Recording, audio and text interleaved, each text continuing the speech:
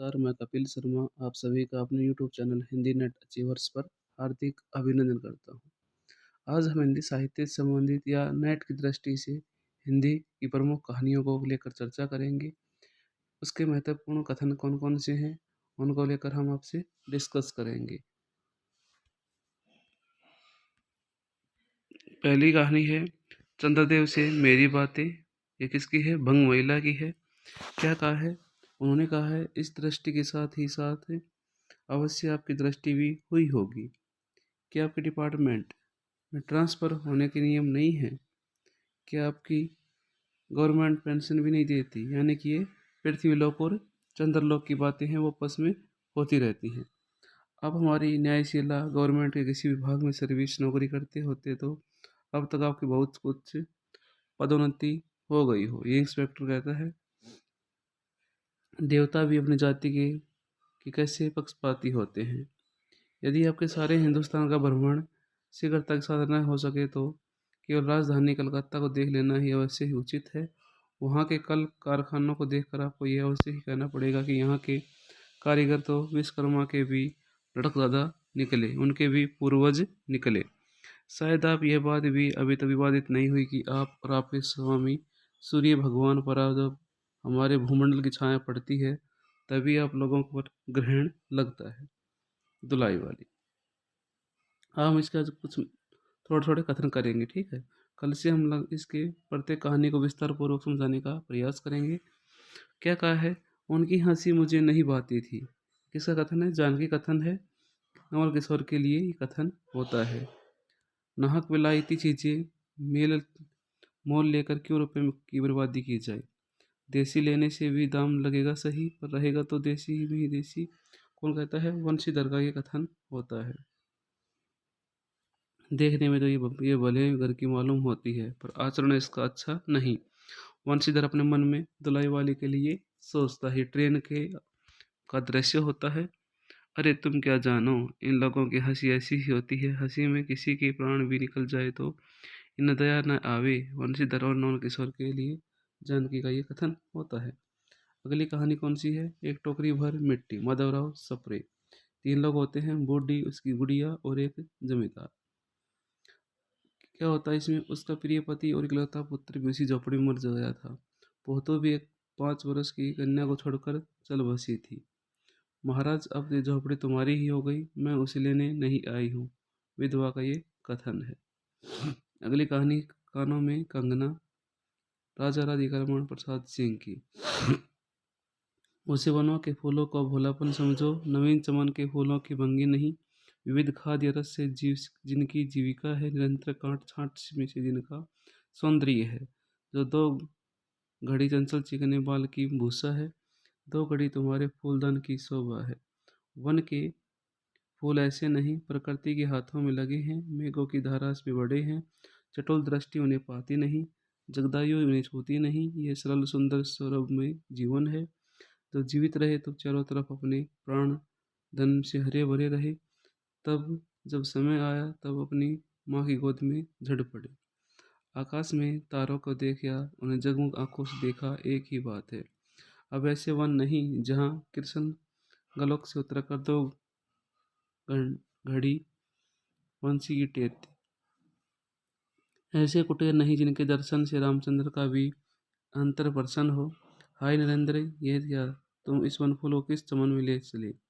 इस बंदर विहीन स्वर्गीय जीवन को किस लोक जाल में बांधने चले? ककड़ी जाल में जाकर कोई स्थायी विवर नहीं फोड़ सकती। क्षण भर जल का समतल भले ही उलट पुलट हो, लेकिन इधर उधर से जल तरंग दौड़कर उस छिद्र का नाम निशान भी नहीं रहने देती। दिन भर बहानों की माला गूंथ गूंथ कर के गले में, शाम को मोती की माला उसे नाचने वाले के गले में सशंख निर्जल डाल देना, ये मेरे जीवन नहीं रहा था। अगली कहानी है राजा निर्बसिया कमलेश्वर की है। क्या कहती है? जगपति किसी लायक हुआ तो रिश्तेदारों की आंखों में करकने लगा है। कौन कहती है? जगपति की माँ का कथन है, ये होता है। दवाइयाँ तो ऐसी हैं कि मुर्दे को चंगा कर दे, पर हमारे अस्पताल में नहीं आती फिर भी। बच्चन सिंह का कथन है चंदा के प्रति। औकात आदमी की देखी जाती है, पैसे की नहीं। तुम तो चंदा का कथन होता है। तुम नहीं जानती कर्ज कोढ़ का रोग होता है। एक बार लगने से तन तो गलता ही है, मन विरोगी हो जाता है। जगपति का कथन होता है ये। कड़ा बेचने से तो अच्छा है कि बच्चन सिंह की दया ही ओढ़ ली जाती है। जगपति का कथन है, तुम्हारा कुछ नहीं होगा, न तेल न। जगपति कथन चंदा के लिए है। उसके मुख से अस्फुट शब्द निकल गया, बच्ची। जगपति के संदर्भ में कहता है, एक स्त्री से यदि पत्नीत्व और मातात्व छीन लिया गया तो उसके जीवन की सार्थकता ही क्या। जगपति का ये कथन होता है। बच्चन सिंह अपने तरह का आदमी है, अपनी तरह का अकेला। जगपति का ये कथन है, वह उस घर में नहीं पैदा हुआ जहाँ सिर्फ जबान हिलाकर शासन करने वाले होते हैं। वह उस घर में नहीं पैदा हुआ जहाँ सिर्फ मांग कर जीने वाले होते हैं। वह उस घर का है जो सिर्फ काम करने जानता है, काम ही जिसकी आस है। जगपति के संदर्भ में ये बातें कही गई है। कोई एक राग दुखती को तो वह सहलाता भी, जब सभी नशे चखटती हों तो कहाँ कहाँ राहत का अकेला हाथ सहलाए। जगपति के संदर्भ में कहता है, नुक्कड़ पर जमुना सुनार की कोठरी में फिंकती सुरही तो कही। मुंशी जी ने अपना मिजान लगाना छोड़ विस्फारित नेत्रों से ताक कर खबर सुनी। बंसी कराने वाले के कुएं में से आधी गई रस्सी खींच डोल मन पर पटक कर सुना। सुदर्शन दत्त जी ने मशीन के पहिए को थैली में रगड़ कर रोक कर सुना। हंसराज पंजाबी ने अपनी नील गली मरगोजी कमीजे अस्तनी चढ़ाते हुए सुना। और जगपति बेवा चाची ने औरतों के जमघट में बड़े विश्वास पर भेदभाव स्वर सुनाया।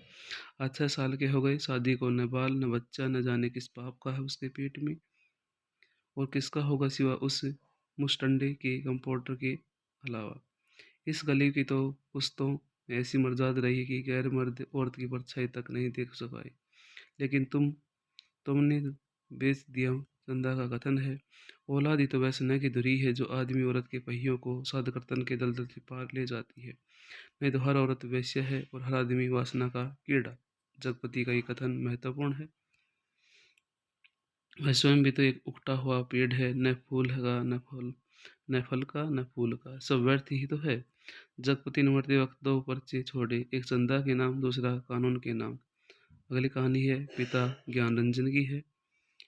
वे पुत्र जो पिता के लिए कुल्लू का सेब मांगने और दिल्ली एम्पोरियम को बढ़िया धोतियाँ मंगाकर उन्हें पहनाने का उत्साह दे रखते थे, वे तेजी से पिता विरोधी होते जा रहे हैं। सुखी बच्चे भी अब कहे बनाए बघाए मुंह खोलते हैं, क्रोध उगल देते हैं। आप लोग जाइए ना भाई, काफी हाउस में बैठिए, झूठी वैनिटी के लिए मेरा को टिप दीजिए। रहमान के यहाँ 1.5 रुपया वाला बाल कटाइए, मुझे क्यों घसीटते हैं। पिता का कथन है, बाहर रहकर बहरेल होते जा रहे हैं। मौसम की गर्मी से कहीं अधिक प्रबल पिता हैं। उसे लगा कि एक बुलंद के भीम का दरवाजे की तरह खड़े हैं, जिससे टकरा टकरा कर हम सब निहायत विद्य और दयनीय होते जा रहे हैं। पूरा शहर कभी नहीं सोता या मरता। अगला है Parinde, Nirmal Verma. I love the snowfall. Latika का कथन है, मरने से पहले मैं एक दफ़ा वर्मा जरूर जाऊंगा। डॉक्टर मुखर्जी का ये कथन है। इस बार शायद बर्फ जल्दी गिरेगी। अभी से हवा एक सर्द खुश्की सी महसूस होने लगी है। लतिका का कथन है ये। वह क्या किसी को चाह सके कि इस उस अनुभूति के संग जो अभी नहीं रही, जो छाया सी उस पर मंडराती रहती है, न स्वयं मिटती है न उसे मुक्ति दे पाती है। सब लड़कियां एक जैसी होती हैं, बेवकूफ़ और सेंटिमेंटल। डॉक्टर मुखर्जी का ये कथन है, क्या तुमने कभी महसूस किया है कि एक अजनबी की हैसियत से पराई जमीन पर मर जाना काफ़ी खौफनाक बात है। मुखर्जी ने हार्वर्ड से कहा है, कोई पीछे नहीं है। यह बात मुझ में एक अजीब किस्म की बेफिक्री पैदा कर देती है। लेकिन कुछ लोगों की मौत अंत तक पहली बनी रहती है। शायद वे जिंदगी में बहुत उम्मीद लगाते थे। उसे ट्रेजिक भी नहीं कहा जा सकता, क्योंकि आखिरी दम तक उन्हें मरने का एहसास नहीं होता। कौन कहता है? मुखर्जी कहता है। मुखर्जी, वह तो बच्ची है, पागल है, मरने के संग को थोड़े ही मुराद जाता है। हार्वर्ड कहता है, आपके रहने से हमारा भी मन लग जाता है, वरना छोटियों में तो यहाँ कुत्ते लौटते हैं। ग्रिमदिन का कथन है, तुम्हें आर्मी में किसने चुन लिया? मेजर बन गए हो, लेकिन लड़कियों से भी गए बीतते हो। जरा जरा की बात पर चेहरा लाल हो जाता है। लतिका कहती है, जंगल की आग कभी देखी है? मिस वुड एक अलमस्त नशे की तरह धीरे धीरे फैलती जाती है। मुखर्जी का कथन है, अपने देश का सुख कहीं और नहीं मिलता। यहाँ तुम चाहे कितना वर्ष रह लो, आपने हमेशा अजनबी ही पाओगे। जड़ें नहीं जमती तो पीछे भी कुछ नहीं छूट जाता। क्या मैं किसी खुसड़ बुढ़िया से कम हूँ? अपने अभाव का बदला क्यों मैं दूसरों से ले रही हूँ? लतिका कहती है।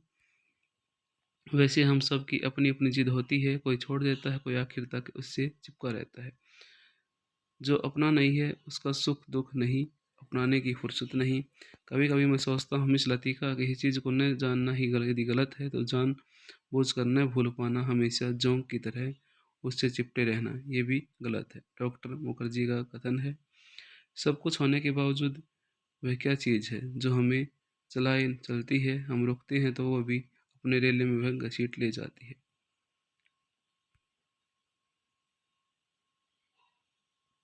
आगे का हिस्सा हम कल करेंगे। तब तक के लिए खुश रहिए, मुस्कुराते रहिए, जीवन में आगे बढ़ते रहिए। जय हिंद, जय भारत, जय हिंदुस्तान।